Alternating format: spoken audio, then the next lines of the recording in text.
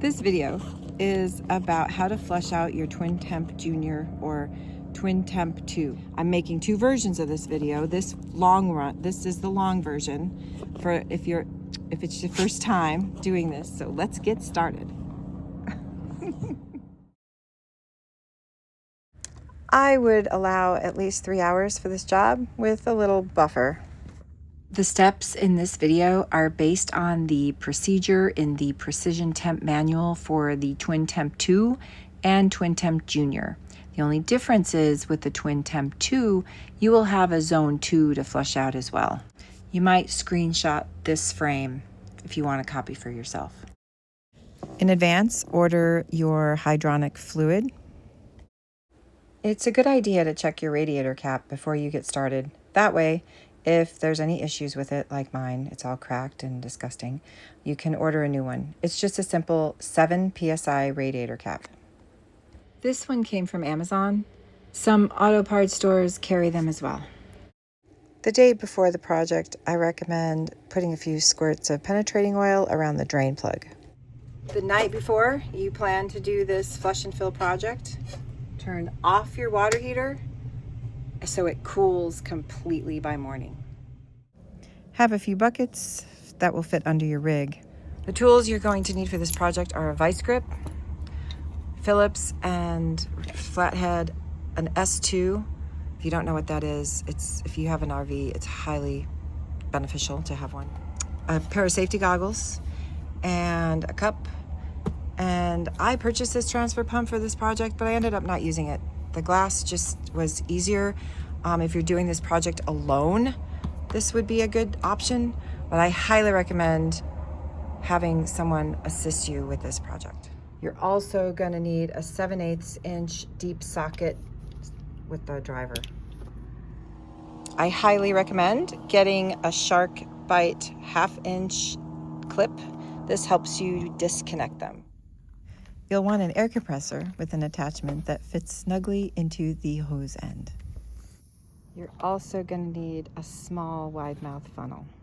Another item you're going to want to have, which we had, but we didn't have it prepared, and we didn't use it in this video, but we should have, and that'll make more sense as we get to the heat exchanger process.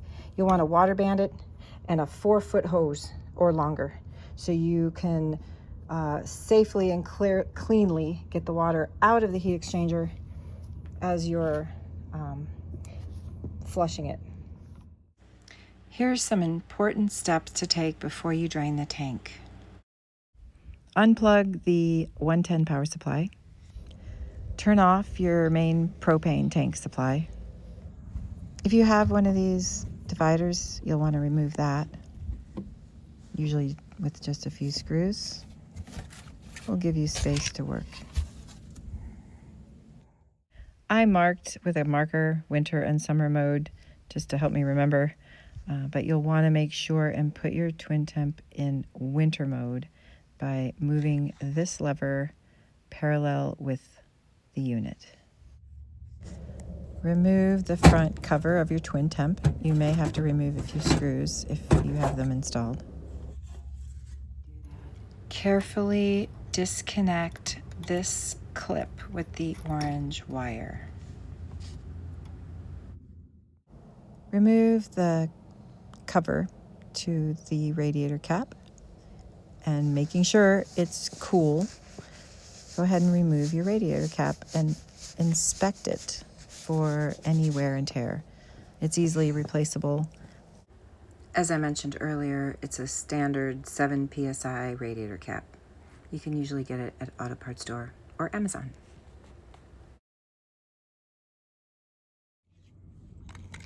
So now I'm going to loosen the drain plug, hopefully, and check out this cool ratchet I've got. It's like, I got this from Harbor Freight, and it's like has different adjustments. So I'm going to need as much leverage as I can get because I don't have a lot of upper body strength. And I'm going to wear my fashionable safety goggles so I don't damage my eyeballs under there. So this is the bolt we're going to try to remove.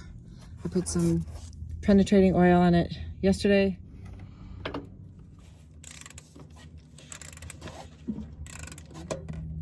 Oh, here it comes. probably good enough for my hand. Okay, we got about 2 gallons out right now, and now we're going to flush it with the air compressor. Luckily that stuff is not toxic. I got it in my hair a little bit. That's okay. Now we're going to remove the PEX lines from the red lines, which is where the hydronic fluid goes in and into the system, and we're gonna flush them out with some air. Ideally, you would wanna flush them with water, but I don't have access to pressurized water right here, so we're gonna do something a little different. Here, look at that. That's not looking too great. It's been in there for about 5 years, way too long. And I over diluted it the first time. I was told to dilute the premix, which I did, and I probably shouldn't have. We'll have that discussion later. So we probably should flush it with water, and I'm gonna look to see if there's a way for me to do that without having water, because that would be ideal. But there's no sludge. I don't see any black, disgusting stuff coming out of it. It's just discolored. So I'll make that decision after we blow it out with some air. So now we're gonna remove the supply and return lines. And if you're not sure what those are, they're little labels on the back of the tank that tell you what everything is. We are going to remove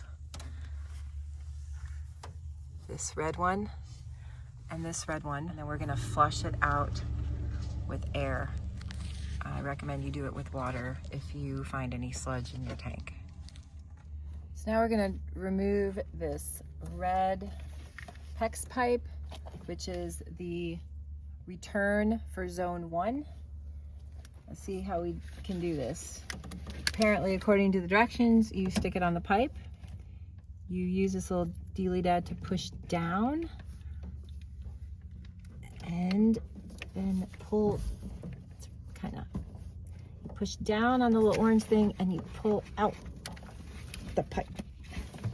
Now remember, in the past, this is not as easy as they make it look in the video.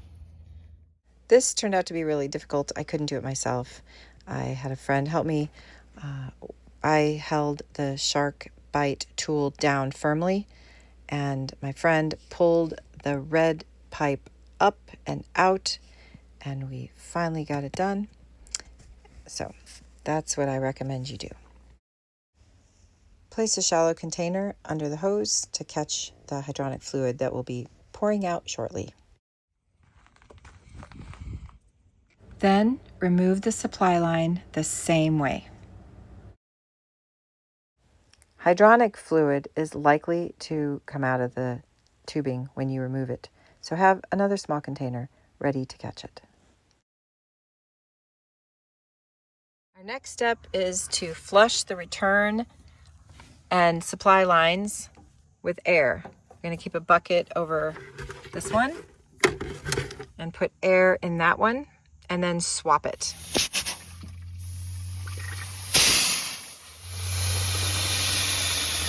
So that came out fast.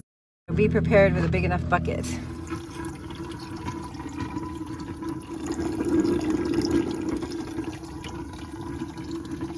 So that, we emptied that out until it stopped coming out. And now, just to double check, we're gonna run the air the other way through, from the other line to out that line. We'll just make sure we get everything out.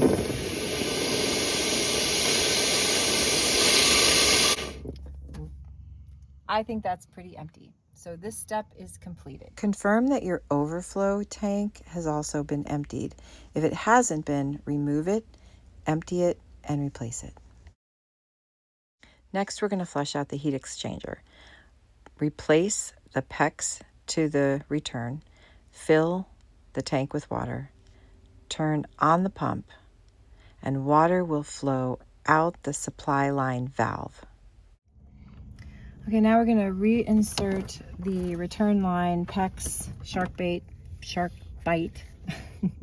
We're just going to stick this in there, and apparently if I put it in straight, it should just snap in, which it did. There we go.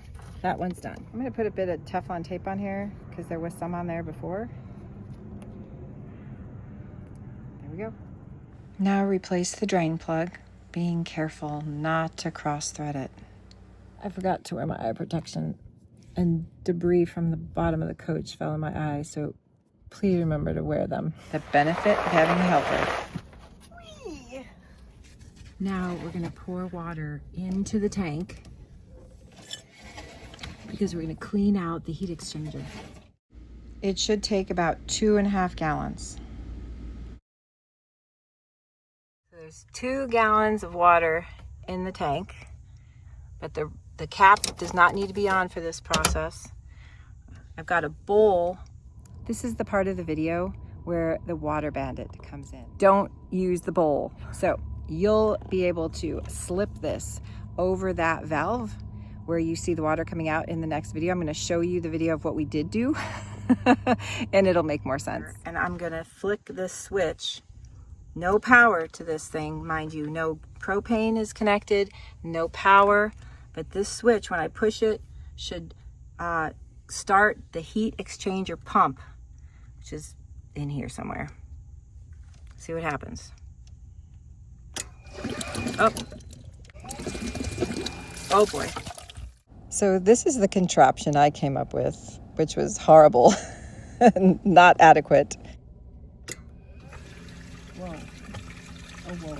Water leaked all over because it's coming out way fast. Luckily, this is non-toxic stuff. And we got water all over, but it's cleaned up now and it'll dry. I'm in Arizona. So I recommend getting a hose that will fit over this with a clamp or a water bandit situation, just something that can move the water out into a bucket. Reattach the PEX line, then remove the drain plug again to empty the tank. Good job, we're almost done. Next, we're going to replace the drain plug so we can fill it with hydronic fluid. Now, add 2.5 gallons of transfer fluid to the tank. It's highly recommended by the manufacturer to put a clamp or vice grip on this blue hose in order to keep air bubbles from getting into the line. I'm putting these in with a cup first, just so I don't spill. I don't like spills. And we're going to add fluid while this button is on, and it's going to take all the fluid and put it into the system. Here we go.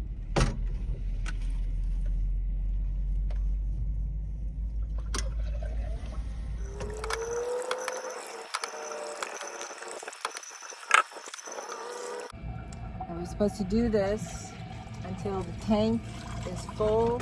Supposedly it should take 5 to 6 gallons.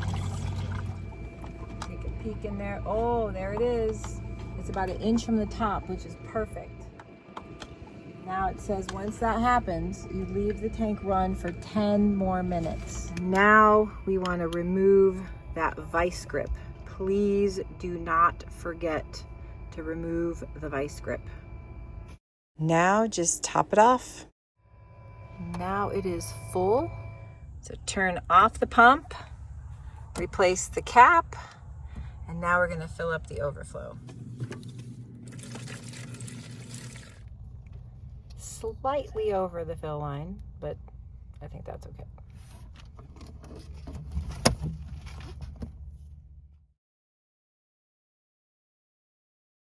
We're in the home stretch. I'm going to replace this screw for the radiator cap cover. We also do not want to forget to reattach this orange cord carefully. Now remember, we put it in winter mode. It is still summertime here. Well, it's coming into winter, but we don't need our furnace yet. So I am going to also flip this back into summer mode until the temperatures go below 30. Plug in your 110. Totally optional. This was really dirty and I cleaned it. You don't have to, but I did. And now it's time to put this baby back together. The bottom goes in first. You line up with the top.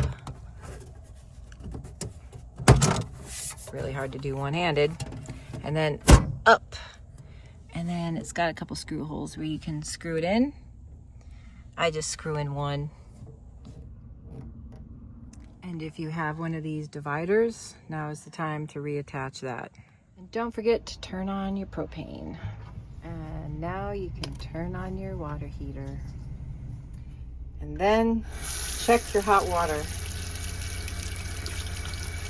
Yep, hot water. So I had bought 6 of these, but I only used 4 1/4.